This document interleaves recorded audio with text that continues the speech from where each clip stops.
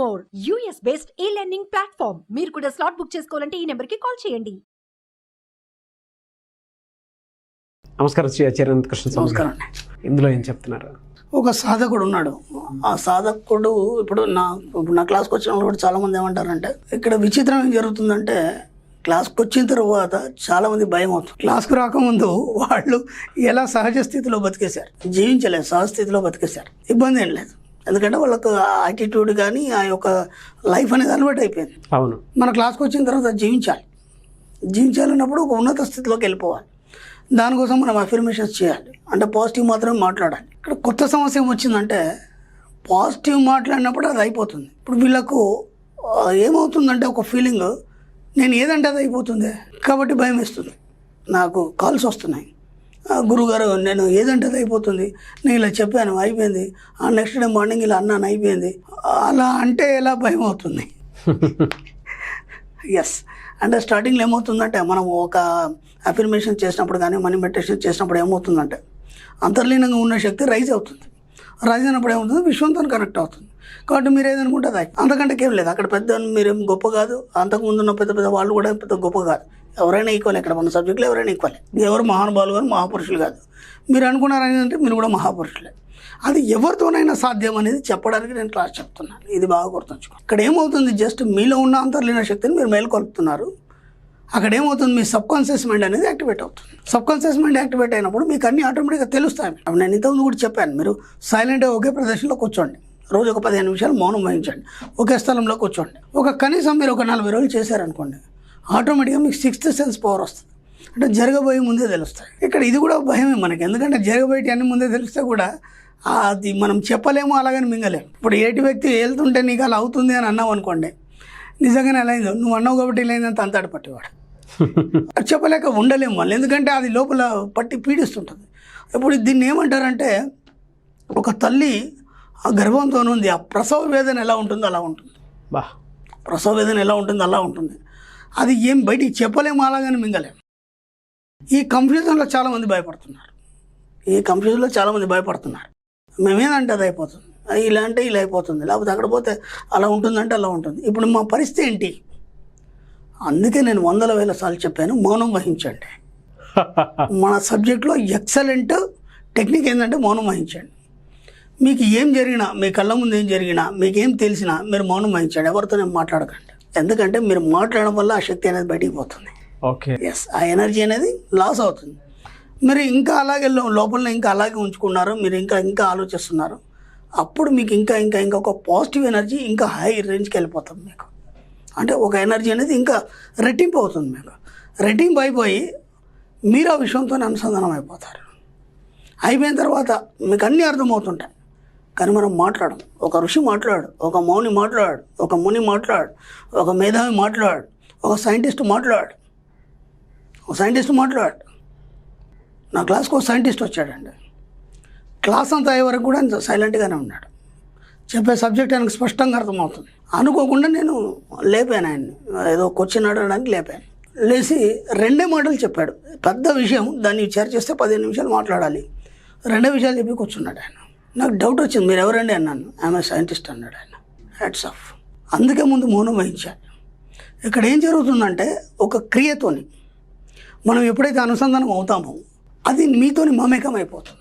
మమేకమైనప్పుడు ఏమవుతుందంటే, మీకు ప్రతి విషయం అవగతం అవుతుంది. ఇప్పుడు ఒక సాధకుడు ఉన్నాడు, ఒక దేవత గురించి సాధన చేస్తున్నాడు. దాన్ని ఏమంటారంటే ఉపాసన అంటారు. మనం ఉపాసన, ఆ ఉపాసన అంటే ఏంటంటే దాంతో మీరు మమేకం అయిపోవడం. అంటే దాని గురించి పూర్తి విషయాలు మీ యొక్క ఇన్నర్ మైండ్ గ్రహించేసి దాంతో మమేకం అయిపోతుంది. అయిపోయినప్పుడు ప్రతి విషయం మీకు గోచరం అవుతుంది. ఇక్కడ మన సబ్జెక్ట్లో కూడా అదే జరుగుతుంది. ఉపాసన అంటే ఇంకేదో కాదు, మనం ఏదైతే ఒక సబ్జెక్ట్లో ఉన్నామో దాంతో మీరు మమేకం అయిపోవడం. ఆ మమేకమైనప్పుడు ఇంకా లోతుల్లోకి వెళ్ళిపోవడం జరుగుతుంది. ఎంత మీరు లోతుల్లోకి వెళ్తే అంత విషయం అనేది విశదీకరించడం అంటే విఫలం అవడం జరుగుతుంది. అంటే ఓపెన్ అయిపోతుంది. అప్పుడు ఏమైపోతుంది, అక్కడ ఏమి ఉండదు. ఇప్పుడు ఎక్కడైనా వెళ్తున్నాం మనము, ఒక గదిలో ఏముందంటే మనకేం తెలుస్తుంది? ఆ డోర్ తీసుకొని లోపల పోయినప్పుడు ఏముందని మనకు ఓపెన్ అయిపోతుంది. ఓపెన్ అయ్యి అంతా తెలిసిపోయినాక ఇంకా నీకు అక్కడ చర్చించేది ఏముంటుంది.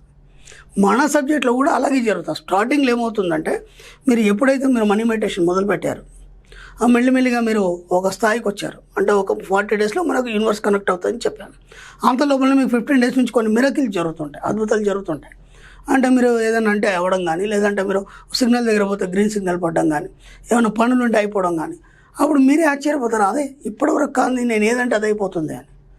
కాబట్టి మీరు ఎక్కడ కూడా భయపడకండి. ఫస్ట్ భయపడడం అనేది మానండి. ఎందుకంటే మీలో ఉన్న శక్తిని మీరు గుర్తించి మీరు మేలుకొల్పుకుంటున్నారు. దానికి ఎంత పవర్ ఉన్నది అనేది ఇప్పుడు మీకు అర్థమవుతుంది. అది అర్థం కాక తెలియక ఇన్ని రోజులు ఎవరి దగ్గరనో ఆ శక్తులు ఉన్నాయని చెప్పేసి వాళ్ళని మీరు ఆశ్రయించి వాళ్ళ దగ్గర చేయి చాచి వాళ్ళ కాళ్ళు మొక్కి వాళ్ళకి సేవలు పూజలు చేశారు. ఇప్పుడు మీరే ఆ శక్తులన్నీ పొంది ఉన్నారు. అనంతమైన శక్తులు అవి. అవి ఎందుకోసం? మీ యొక్క జీవితంలో మీరు ఒక ఉన్నత స్థితికి ఎదగాలి. కేవలం డబ్బు సంపద ఐశ్వర్యం కాదు. ఎందుకంటే మీరు ప్రతిదీ మీ లైఫ్ ఏంటనేది మీరు చూడగలగాలి, చూసి ఒక స్థాయికి ఎదగాలి. ఆ తర్వాత వచ్చే జన్మ గురించి కూడా మీరు ఇప్పుడే ఏంటనేది మీకు స్పష్టంగా కనిపిస్తుంది. అంత లోతుకి వెళ్ళాలి. ఇది ఎలా సాధ్యమవుతుంది? నిరంతరం మీరు దాన్ని ఉపాసన చేయాలి. ఉపాసన చేయాలి. మీరు నిరంతరం ఉపాసన చేయాలంటే మీ మైండ్లో అది తప్ప ఇంకా వేరే ఆలోచనలు ఉండొద్దు. ఇక మీరేం కావాలనుకుంటున్నారు? మీరు డబ్బు సంపద ఐశ్వర్యం, ఒక ధనవంతుడిగా, ఒక కోటీశ్వరుడిగా, అది ఎలా వస్తుంది? ఎందుకు మీకే వస్తుంది? ఇన్ని వేల కోట్ల మందిలో మీకెందుకు వస్తుంది? ఆ ఆలోచనలు నిరంతరం కలిగి ఉండడమే ఉపాసన. అప్పుడు ఏమైపోతుంది అంటే దాంతో మీరు ఏకమైపోతారు.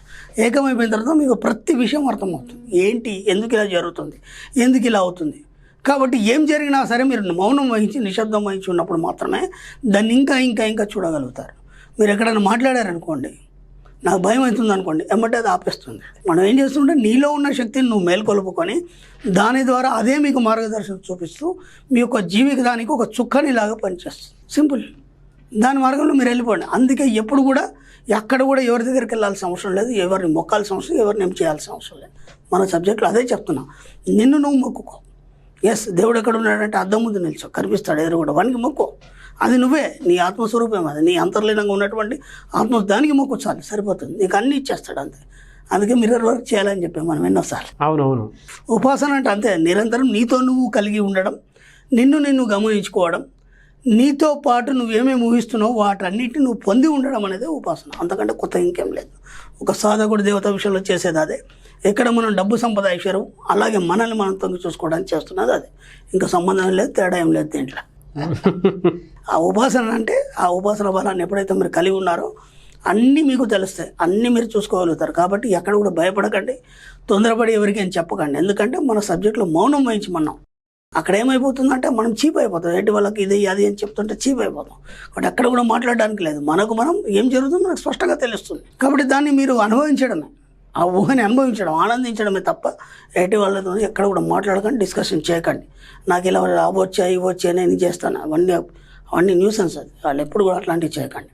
దాన్ని అనుభవించండి. అనుభవిస్తూ ఇంకా లోతుకెళ్ళండి. ఇంకా విషయాలు మీకే అర్థమవుతాయి. ఎవరో చెప్పాల్సిన అవసరం. ఎందుకంటే గురువు అనేవాడు కూడా పొద్దాక మీతో కూర్చుంటే పొద్దాక చెప్పాడు ఆయన.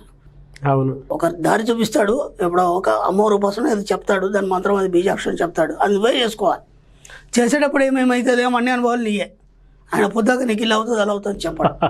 కాబట్టి ఆ యొక్క సంబంధంతో కలిగి ఉండడం, మీరు చేసే ఒక పనితోని కానీ, మీరు అఫర్మేషన్స్తోని కానీ, వాటి నిరంతరం అంతర్లీనంగా పరిశీలిస్తూ దాంతో ఏకమైపోవడమే ఉపాసన.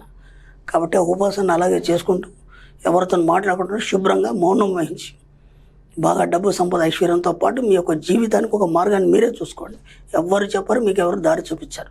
బాగా గుర్తుంచుకోండి. మీ దారి మీరే వేసుకోవాలి, మీ తలరాత మీరే రాసుకోవాలి, ఎవడు కూడా రాయడు ఇక్కడ.